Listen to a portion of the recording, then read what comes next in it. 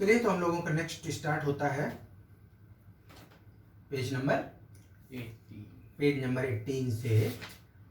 हम लोग balance sheet इसकी ध्यान से पढ़ते हैं कि बैलेंस शीट में क्या दे रखा है और इसकी बैलेंस शीट कैसे बनाते हो, बैलेंस शीट के क्या एस्पेक्ट्स हैं, इन चीज़ों को सीखो। और फिर बेसिक बात, कौन सी बुक? NCERT और फर्स्ट चैप्टर NPO, और इसके आप पेज नंबर 18 पे आ जाओ। अब ये कह रहा है balance sheet of the name of club as on, क्योंकि balance sheet is prepared on a particular day. Balance sheet is not for the year ending on, जैसे इनकम एंड एक्सपेंडिचर के नीचे क्या लिखते हो? For the year ending on, पूरी साल का हिसाब किताब। और balance sheet is prepared at a particular day. So balance is prepared on the last day of financial year. So that may be, in most of the cases, it is 31st March. Otherwise, if the organization follows calendar year, in that case it is 31st December. तो चलें हम लोग इसके points की बात करें और आप इसको खूब मन से समझिए। अब लायबिलिटीज साइड आ जाओ। पहले तो बैलेंस शीट क्या है हमारी? Positional statement. बैलेंस शीट को अकाउंट नहीं कहते, इट इज ए स्टेटमेंट। और this statement shows the equation, accounting equation, that is what? Assets is equal to liabilities. Assets plus are equal to liabilities plus capital. तो जो हमारी assets हैं ये liabilities और कैपिटल के बराबर हैं। एक एक पॉइंट का हम लोग डिस्क्राइब करते हैं और आगे बढ़ते हैं, जिससे इसको सही से सीख लो। कैपिटल फंड, ठीक? तो कैपिटल फंड हमारा लास्ट ईयर का जो क्लोजिंग डेट का कैपिटल फंड है वो यहाँ पे सीधा सा है। तो ओपनिंग बैलेंस इसका क्या आएगा? इसका ओपनिंग बैलेंस क्या आया? और इसमें देखो क्या क्या ऐड होता है। ऐड हुआ सरप्लस। सरप्लस कहाँ से आता है? इनकम एंड एक्सपेंडिचर अकाउंट से वो पोर्शन जो इनकम का एक्सीड कर रहा है एक्सपेंडिचर से, वो सरप्लस है, वो इसमें आके ऐड हुआ। जैसे 11th में क्या होता था? प्रॉफिट लॉस में जो हमारा नेट प्रॉफिट आया वो जाकर के कैपिटल में ऐड होता था। In the same manner surplus यहाँ पे ऐड हुआ, और अगर डेफिसिट है तो लेस किया जाएगा। नेक्स्ट देखो, add capitalised income of the current year on account of. अब जैसे तुमने इसमें पढ़े थे, ये सब थे ना हमारे, कहाँ गया? जितनी ये कैपिटल रिसीट्स थी, इन कैपिटल रिसीट्स में जो कुछ हमारा था वो कैपिटल फंड में जाके ऐड हुआ। देखो क्या क्या, जैसे इंटरेस्ट, लीगेसीज है ना, legacy was a capital receipt, so it is added here. Interest fee, if interest fee is capitalized, in that case it is to be added. Like membership fee, it is also a capital receipt, तो इसको भी add किया गया। फिर इन सबको add करने के बाद तुम्हारा ये आएगा इसका क्लोजिंग बैलेंस, और ये क्लोजिंग बैलेंस यहाँ पे दिखा दिया गया, ठीक? फिर देखो स्पेशल फंड डोनेशन, इस बात को ध्यान समझना। जो स्पेसिफिक डोनेशन है या स्पेसिफिक फंड बना रखा है to meet out particular expenses, है ना, तो उसके लिए क्या व्यवस्था है कि प्रीवियस बैलेंस जो हमारा लास्ट ईयर का उसका बैलेंस क्या था, वो ओपनिंग बैलेंस की तरीके इसमें लिखा गया। फिर करंट ईयर में जो इसमें प्लस माइनस हुआ, इसका हिसाब किताब यहाँ पे करना होता है। देखो कैसे ऐड क्या करोगे? Receipts for the item during the period, जो हमारा इस पीरियड में ड्यूरिंग द ईयर हमें इससे रिलेटेड जो भी कुछ रिसीव हुआ वो इसमें ऐड, ठीक? और क्या ऐड होगा? Income earn on fund, donation, investment, इसको समझिए ना ध्यान से। अब चूंकि ये हमने बनाया था, हमारा स्पेशल फंड था, और जब किसी में, हम इस बात को समझना ध्यान से कि अगर हमारा हमने कोई फंड नाम दिया है किसी को, है ना, ऐसे जैसे लिखा है डोनेशन फॉर बिल्डिंग, तो सिंपल। लेकिन अगर लिखा है बिल्डिंग फंड, तो इसका मतलब होता है, जैसे ही फंड वर्ड यूज किया जाता है, तो फंड स्पेसिफिकली तब हम यूज करते हैं जब हमने करस्पॉन्डिंग इन्वेस्टमेंट रख रखा है, तब फंड कहते हैं। ऐसे डोनेशन फॉर बिल्डिंग, मान लीजिए हमको 5 लाख मिला हुआ है, तो तुम्हारा कैश में पड़ा है या कुछ भी किसी में शो हो रहा है। लेकिन अगर फंड हमने वर्ड यूज किया, डोनेशन बिल्डिंग फंड, इसका मतलब हमने करस्पॉन्डिंग इन्वेस्टमेंट कर रखा है, ठीक, तब उसको फंड नाम देते हैं। और अगर हमने फंड नाम दिया है it means corresponding investment is there in asset side, ठीक है। तो जो हमारा इन्वेस्टमेंट है उससे कुछ अर्निंग हुई, कुछ इंटरेस्ट मिला, कुछ डिविडेंड मिला, तो वो भी तो इसी फंड का अर्निंग है, तो वो उसमें ऐड की जाएगी। बस वही बात आगे लिखी देखो, add income earned on fund, इसमें देखो पेज में income earn on fund public donations investments, है ना। तो यहाँ पे जो कुछ हमको मिला वो इसमें ऐड हो गया। फिर उसी से रिलेटेड तुमने अगर कुछ खर्चे कर रखे हैं तो वो माइनस हो जाएंगे, expenses paid out of fund donation, है ना। तो अगर हमारा कोई स्पेसिफिक फंड था तो क्या ट्रीटमेंट है, अगर कोई डोनेशन है, जैसे डोनेशन फॉर बिल्डिंग पड़ा हुआ है, पिछले साल का बैलेंस, करंट ईयर में हमको डोनेशन मिला बिल्डिंग के लिए, वो इसमें ऐड हो गया, ठीक है। और करंट ईयर में हमने बिल्डिंग के लिए जो खर्चा किया वो माइनस हो गया। लाइकवाइज इसी को देख लो, अगर हमारा ये स्पेसिफिक फंड था, स्पेशल फंड था, तो ओपनिंग बैलेंस और फंड पे हमने जो इनकम अर्न की, पैसा इन्वेस्ट कर रखा है, वो इसमें ऐड हुआ, और उससे रिलेटेड जो हमने एक्सपेंसेस किए वो माइनस हो गए। क्लियर है ना। फिर आगे चलो, अब नेट बैलेंस जो है वो बाहर कर दिया गया। अब लिखा है क्रेडिटर फॉर परचेजेस एंड और सप्लाईज। अब जैसे जो क्लब का बताया तुम्हें रिफ्रेशमेंट वगैरह के लिए जो हमने परचेज किया है, और अगर हमने उसका पेमेंट नहीं किया तो वो हमारे क्रेडिटर फॉर परचेजेज हो गए। या कुछ सप्लाईज, मान लिया हमने स्पोर्ट्स मटेरियल खरीदा, पेमेंट नहीं किया है, तो वो हमारे क्रेडिटर्स तो हैं, जैसे नॉर्मल हमारे क्रेडिटर्स होते हैं। क्रेडिटर्स किसको कहते हो? The persons from whom goods are assets purchased on credit on deferred payment basis, तो वो हमारी लायबिलिटी है, तो वो लायबिलिटी शो होगी। फिर देखो bank overdraft liability, outstanding expenses, expenses का वो पोर्शन जो अभी हमने पे नहीं किया, आउटस्टैंडिंग एक्सपेंसेस हो गए। इनकम रिसीव्ड इन एडवांस, लोगों की बात हुई थी ना, इनकम अक्रूड और दूसरा अनअक्रूड या अनअर्न्ड। अभी हमारी अर्न नहीं हुई है, अभी हम उस इनकम के इंटाइटल्ड नहीं है, लेकिन सामने वाले ने हमको पे कर दिया। जैसे सब्सक्रिप्शन रिसीव्ड इन एडवांस, तो क्या है हमारे लिए? अनअक्रूड इनकम, तो हमारी लायबिलिटी। नेक्स्ट ईयर से अगर वो रिलेट करती है, इस साल मिल गई तो अनअक्रूड है, और नेक्स्ट ईयर वो इनकम में कन्वर्ट हो जाएगी जाके। तो इस तरीके से हमारी बैलेंस शीट का ये लायबिलिटी वाला साइड। अब आ जाओ एसेट्स देख लो, कैश इन हैंड और कैश एट बैंक हमारी asset. Outstanding incomes, outstanding income का क्या नेचर होता है? हमारी 5 तत्व एसेट्स कि we are entitled for that income, but that portion of income has not yet been received, that's why it is recoverable, receivable asset हो गई। जो हमारे क्लेम्स रिसीवेबल हैं, रिकवरेबल हैं, वो हमारी एसेट है, तो एसेट में आएंगे। क्लियर? आगे चलो। Prepaid expenses means expenses paid in advance, yes, expenses are paid in advance.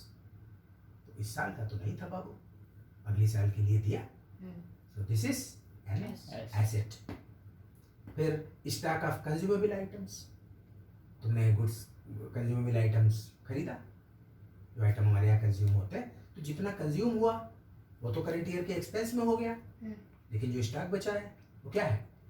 Asset. फिर अब जैसे इसमें देखा जाता है, वो कैसे देखा जाता है? Stock of consumable items, previous balance हमारे पास कितने का था, करंट ईयर में हमने कितने की परचेज की, ठीक है, फिर कितने का हमारा कंज्यूम हो गया, बस कंज्यूम हो गया। टी अकाउंट से बना है, टी अकाउंट से वैसे बना लो, चाहे प्लस माइनस कर सकते हो, सिंपल है। तो इस तरीके से ये हमारा निकल के आ गया फाइनल फिगर। फिर देखो इसमें ऐड क्या किया, प्रीवियस बैलेंस, ये इसी का है कि कुछ और दे दिया इसमें?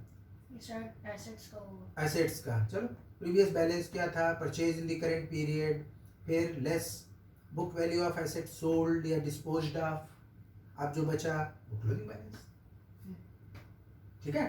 तो इस तरीके से हमारी एसेट्स में हिसाब किताब पूरा हो गया। अब आप आओ इलस्ट्रेशन 4 देखो, ये बहुत अच्छा इलस्ट्रेशन है, और ये आपका एक कॉम्प्रिहेंसिव क्वेश्चन है, जिसमें कि हमारी opening balance sheet, closing balance sheet और इनकम एंड एक्सपेंडिचर, यानी ये पूरा सीन देखने को मिलेगा। और इसने हमको दिया क्या है, इसने हमको दिया है रिसीट पेमेंट। ठीक, चलिए अब ये कहता है कि from the following receipts and payment account and additional information relating to excellent cricket club prepare income and expenditure account for the year ended this and balance sheet on that date. ये information थी और इसने receipt payment दिया। हम clear. अब इसके नीचे देखो इसने क्या दिया है, assets at the beginning of the year, very इतनी एसेट्स कब की बताई इसने रिसीट पेमेंट के बाद, बिगिनिंग।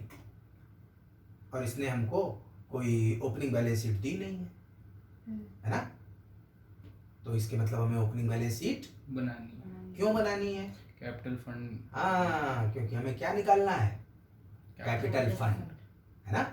तो कैपिटल फंड कैसे निकलेगा, क्योंकि हमारे पास इक्वेशन क्या है, assets are equal to liabilities plus capital. तो हमें ओपनिंग बैलेंस शीट बनानी है। तो ओपनिंग डे पे, यानी ये बुक्स कब कब क्लोज हो रही है इसकी, 31 मार्च 2015 को, तो यानी 1 अप्रैल 2014 को की बैलेंस शीट हमको बनानी है।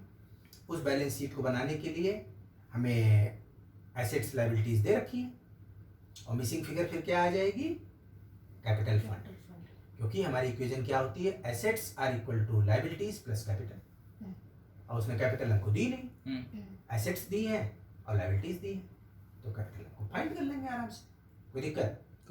चलिए फिर, तो जैसे ये कहता है assets at the beginning of the year, तो ये सारी एसेट्स हमारी स्टार्टिंग में थी। और अगर इसका देखना चाहो तो अभी से इसको हम बना सकते हैं, ओपनिंग बैलेंस शीट पहले बना लें। नेक्स्ट पेज पे दे रखी है, अभी पहले हम लोग इसको डिस्कस कर लेते हैं, फिर वो भी देख लेंगे। तो ओपनिंग बैलेंस शीट बनाने में सबसे पहले तो आ जाओ रिसीट पेमेंट में।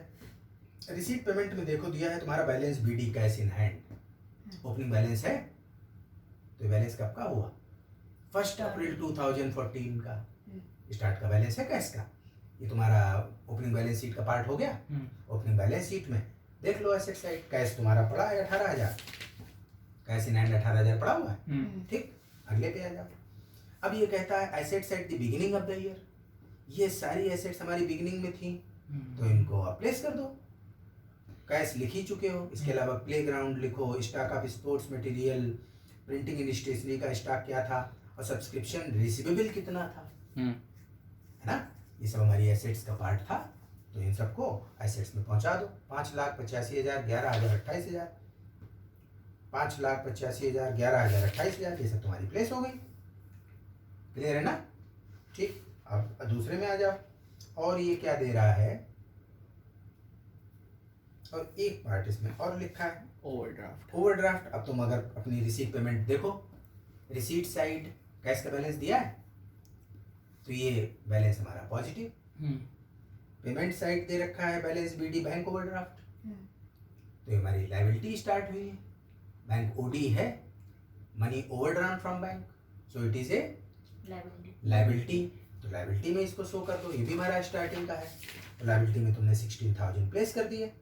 अब जो हमारा डिफरेंस आया, एसेट से लायबिलिटीज घटा दी, क्या बचा, बस कैपिटल फंड। तो कैपिटल या जनरल फंड, ये तुम्हारा बैलेंसिंग फिगर आ गई 6,26,000। तो जब ये क्लोजिंग बैलेंस शीट बनाओगे तो तुम्हें ओपनिंग बैलेंस कैपिटल फंड का मिल गया 6,26,000। ठीक, अब हम लोग चलते हैं इनकम एंड एक्सपेंडिचर अब बनाते हैं। ठीक है, चलिए। तो रिसीट पेमेंट में क्या लेके पहले चलें, रिसीट्स। तो देखिए भाई, मेंबर्स सब्सक्रिप्शन कितना दिया है, 2,50,000। समझना इसमें, वो इत्मीनान से चलो, इसमें सवाल में जितने तुम क्लियर रहोगे उतने बढ़िया से करोगे। तो मेंबर का सब्सक्रिप्शन हमें मिला कितना, 2,50,000 ड्यूरिंग द ईयर। सब्सक्रिप्शन के नाम पे कितना मिला, 2,50,000। और इसने कुछ नहीं बताया इसमें पिछला कितना है, अगला कितना है, करंट का कितना है, ऐसा कुछ नहीं बताया। ठीक, तो अब तुम एडजस्टमेंट पे ध्यान दो, आ जाओ। अब हमारे पास जो इसने assets at the beginning of the year वाली फिगर दी थी, इसमें लास्ट में देखो लिखा है सब्सक्रिप्शन रिसीवेबल कितना, 28,000। कब बताया उसने, 2014 अप्रैल 1। स्टार्टिंग का है, और स्टार्टिंग में वो कह रहा है कि सब्सक्रिप्शन रिसीवेबल, यानी ये 28,000 सब्सक्रिप्शन लास्ट ईयर का हमको नहीं मिला था। तो हम हम ये क्या इसमें मानते हैं कि जो ये 2,50,000 है हमें मिला ड्यूरिंग द ईयर, इसमें 28,000 पिछली साल का है, नहीं बात, because it belongs to previous year. तो हमारी इस साल की इनकम का ये हिस्सा नहीं है, इसको आप उड़ा दीजिए। देखो उड़ाया गया, 28,000 इसने लेस कर दिया, क्लियर। अच्छा, अब तुम नीचे एडजस्टमेंट देखो, नीचे जो और दिया है, donation and surplus on account of tournament are to be kept, ये तो रिजर्व वगैरह किसकी बात बताई, सब्सक्रिप्शन की बात आगे कही। सब्सक्रिप्शन ड्यू ऑन 31 मार्च 2015 पर 42,000, ये कब का ड्यू बता रहा है, 2014 से 2015 की ईयर का, और ईयर की एंड का कब कह रहा है, 31 मार्च 2015 को हमें सब्सक्रिप्शन कितना चाहिए था, 42,000। It belongs to this year, this year means 2015 current year, जिस ईयर का हम इनकम एक्सपेंडिचर बना रहे हैं, ठीक है। तो ये 42,000 हमारा रिलेट करता है करंट ईयर से, तो ये हमारा कौन सा तत्व, एसेट, और इसको क्या बोलोगे, this is accrued subscription, current asset, हाँ वो तो करंट एसेट हो ही गया, लेकिन this is accrued subscription, this is accrued income, that's why it is an asset. तो एसेट पे लिखाओगे, लेकिन इनकम तो करंट ईयर की है, तो करंट ईयर की इनकम में इसको हम जोड़ देंगे, यानी इसके लिए हम इस साल एंटाइटल्ड थे, लेकिन क्या हमको वो मिला, नहीं मिला, तभी रिसीट पेमेंट में है, नहीं मिल जाता तो रिसीट में होता, नहीं मिला तो उसने नीचे बताया कि भाई ईयर एंड पे इतना सब्सक्रिप्शन अभी हमें मिलना बाकी था, तो भैया मिलना बाकी था तो जोड़ो उसको, जोड़ दिया गया। तो इस तरीके से ये प्लस हुआ माइनस हुआ और हमारा सब्सक्रिप्शन 2,64,000 बाहर हो गया, ठीक। अगला देखो, फिर दिया मेंबर्स एडमिशन फी 15,000, तो members admission fee regular income माना है और इसको इसमें दिखा दिया, अदरवाइज तो हमको बताता कि भाई एडमिशन फी को ऐसा करो वैसा करो, जैसा नॉर्मली तो हम उसको इंट्रेंस फी और एडमिशन फी को अपनी रिकरिंग इनकम मानते हैं और उसमें दिखाते हैं, ठीक।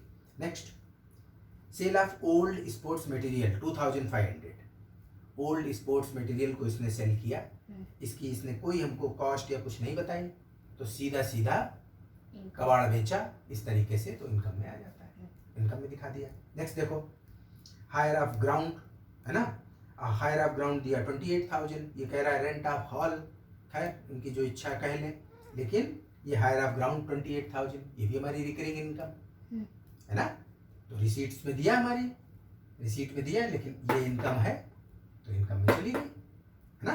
नेक्स्ट देखो, लाइक मेंबर्स नहीं, सब्सक्रिप्शन फॉर टूर्नामेंट, अब ये क्या हुआ हमारे लिए, ये तो कैपिटल रिसीट है, स्पेसिफिक है, ये सब्सक्रिप्शन किस लिए है, टूर्नामेंट के लिए, स्पेसिफिक हो गया, तो इसमें तो नहीं आना चाहिए, ठीक। फिर इसमें आगे जो एडजस्टमेंट होंगे देखेंगे, कुछ अगर इसने दिया है ना।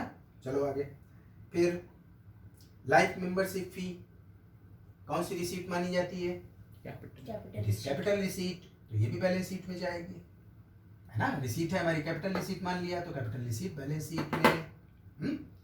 नेक्स्ट, डोनेशंस 6 लाख, अब इसने डोनेशन के लिए कुछ तुमको बताया है, एडजस्टमेंट कहता है donations and surplus on account of tournament are to be kept in reserve for a permanent pavilion, ठीक है, समझना ध्यान से।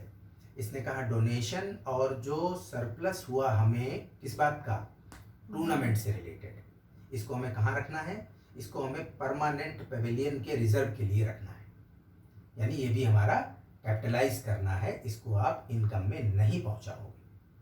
तो अगर देखना चाहते हो इस जगह तो देख लो भाई, डोनेशन कितना 6 लाख, और क्या कह रहा है, surplus on account of tournament, ठीक है। तो तुम्हें सब्सक्रिप्शन फॉर टूर्नामेंट ऊपर कितना मिला था, 60,000, और इसमें देखो टूर्नामेंट के एक्सपेंसेस पड़े होंगे 40,000, तो हमें कितना सरप्लस हुआ, 20,000 सरप्लस हुआ, तो 6 लाख डोनेशन का और 20,000 ये सरप्लस, तो हुआ 6,20,000, इसको हमें क्या करना है, कैपिटलाइज्ड, है ना। तो बैलेंस शीट में चेक करना चाहो देख लो, बैलेंस शीट में लायबिलिटी 6,20,000 पड़ा है, पड़ा है 20,000, 6,20,000 पड़ा तो है नीचे, क्लियर है। तो ये ऐसे है। अब इसमें तुम एक चीज और देखो, ध्यान दो कि जब टूर्नामेंट एक्सपेंसेस 40,000 और तुम टूर्नामेंट सब्सक्रिप्शन 60,000, इससे टूर्नामेंट एक्सपेंसेस को मीट आउट कर लिया, तो क्या टूर्नामेंट एक्सपेंसेस को इनकम एंड एक्सपेंडिचर में दिखाओगे? नहीं दिखाओगे, है ना? क्लियर है बात? कि टूर्नामेंट हमें क्या मिला? टूर्नामेंट के लिए सब्सक्रिप्शन 60,000 और वो कहता है टूर्नामेंट के एक्सपेंसेस हुए 40,000। तो जो 20,000 का सरप्लस है ये इसको कहता है वो कैपिटलाइज करो। तो इनकम एक्सपेंडिचर में थोड़ी लाएंगे उसको। नहीं, इसमें जो है एक्स्ट्रा हुआ वो और डोनेशन ये दोनों मिला के हमने कैपिटलाइज कर दिया। क्लियर? आगे चलो, आगे देखो क्या है। डोनेशन की भी बात हो गई और इधर का पूरा बात हमारी फाइनल हो जाती है। नेक्स्ट देखो, फिर है upkeep of field and pavilion 1,15,000। ये कैसा खर्चा, कैसा है हमारा expenditure? Revenue expenditure. This is revenue expense because it says upkeep of field and pavilion. Upkeep मतलब उसका मेंटेनेंस करना, है ना? तो इसमें हमारे 1,15,000 खर्च हुए, पहुंचाइए इसको खर्चे। फिर देखो टूर्नामेंट एक्सपेंसेस, इसका तो नाम नहीं ले सकते because tournament expenses has already met with subscription for tournament, yes. इसको तो नहीं लिख सकते। आगे चलो, रेट्स एंड इंश्योरेंस। तो रेट्स एंड इंश्योरेंस तुम्हारा रेवेन्यू एक्सपेंस पहले भी डिस्कस हो चुका है। Rates and insurance, yes sir. Rates and insurance. Telephone 3,50,000 3500। किसका? Telephone expenses.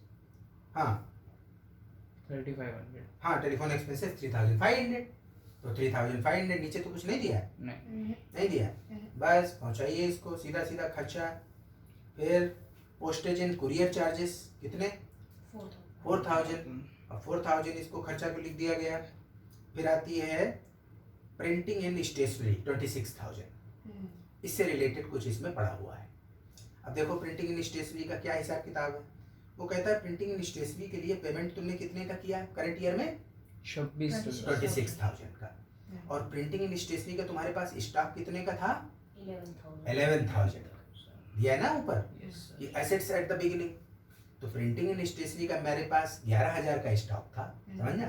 क्योंकि हम इनकम एंड एक्सपेंडिचर में केवल कंजम्पशन पार्ट दिखाते हैं कि हमारा खर्चा कितना हुआ। तो प्रिंटिंग एंड स्टेशनरी का हमारा ओपनिंग स्टॉक कितना था? 11,000। करंट ईयर में कितने का खरीदा गया? 26,000 का। टोटल कितना बना? 37,000। और वो क्या कहता है? वो कहता है कि write off 50% of sports material and 30% of printing and stationery.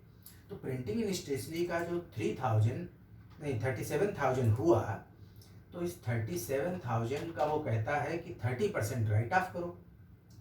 Right of करने का मतलब इतना हमने खर्च किया, इतना उड़ाओ। डेप्रिसिएशन नहीं, राइट ऑफ करते हो एसेट्स पे, तो जितना पोर्शन राइट ऑफ करते हो वो खर्चा माना जाता है। तो 37,000 का 30%, तो ये आ जाता है 11,100। तो ये तो खर्चा हुआ और बाकी आपका कहाँ चला गया? एसेट्स में स्टॉक। तो बाकी देख सकते हो 25,900 स्टॉक में तुम्हारा पड़ा होगा। मिल गया 25,900। ठीक है, आगे चलिए। मिसलेनियस एक्सपेंसेस 4,400 चिपका दीजिए। 4,400 इसमें थोड़ा ऊपर नीचे है, वो एरो बना के ठीक कर लेना। इसमें लाइन थोड़ी गड़बड़ लिखी है। फिर सेक्रेटरीज ऑनरेरियम कितना है? 30,000। इसकी बात हुई थी हम लोगों की। यस सेक्रेटरी, अब सेक्रेटरी इसमें कोई हल्का पर्सन नहीं होता है, बड़े काबिल लोग होते हैं इसके सेक्रेटरी बनते हैं, बड़े नामी गिरामी लोग। तो वो कहते हैं भाई हमको सैलरी वगैरह नहीं कुछ चाहिए भाई, हम तो सेक्रेटरी, आप कह रहे हैं तो हम सेक्रेटरी बन जाते हैं। इसके नाम के लिए वो काफ़ी होता है उसमें कि इस क्लब के ये सेक्रेटरी हैं। तो उनको एज ए ऑनर कुछ उनको दे दिया जाता है कि सर ये बस एनवेलप आप रख लीजिए। ठीक, तो उसको ऑनर में कितना खर्च किया गया? 30,000 वो दे दिया। कितने मिनट हो गए? 24। हाँ कोई दिक्कत नहीं, ये सवाल अच्छा है, ये इसकी क्लैरिटी बहुत जरूरी है। आ जाओ। So this amount is spent on secretaries honorarium. Next देखो, ग्रास सीड्स। ग्रास सीड्स, ये हमारे पास इतना बड़ा ग्राउंड है, कुछ है, इनमें सब में लगा होगा। उन्होंने कहा कि चाइनीज ग्रास लगवाओ, तो लगवाएगी चाइनीज ग्रास, बिल्कुल काली नहीं सी गुदगुदी। तो उसके सीड्स वगैरह आए 2600 के, खर्चा लगा। फिर देखो इन्वेस्टमेंट 6 लाख। तो ये इन्वेस्टमेंट 6 लाख क्या है हमारा, किस तरीके का एक्सपेंस है? Capital expense. So it is treated under balance sheet. Balance sheet में इसको पहुंचाइए। फिर देखिए परचेज ऑफ स्पोर्ट्स मटेरियल, ये हमारा कौन सा एक्सपेंस हुआ? कैपिटल। कैपिटल। तो इसमें हमने जितना कंज्यूम किया वो दिखाया जाएगा। अब इसमें ध्यान रखो, इसमें देखो इसमें क्या है कि स्पोर्ट्स मटेरियल कंज्यूम हमें वो इसमें लिखना है। अब देखो हमारे पास स्टार्टिंग में क्या था? 85,000 का था। करंट ईयर में तुमने कितने का स्पोर्ट्स मटेरियल खरीदा है? 68,000 का। फिर वो क्या कहता है इसमें, जो तुम्हारे इसमें नीचे एक दे रखा है, right off 50% of sports material. Sports material कितना राइट ऑफ करना है? 50%।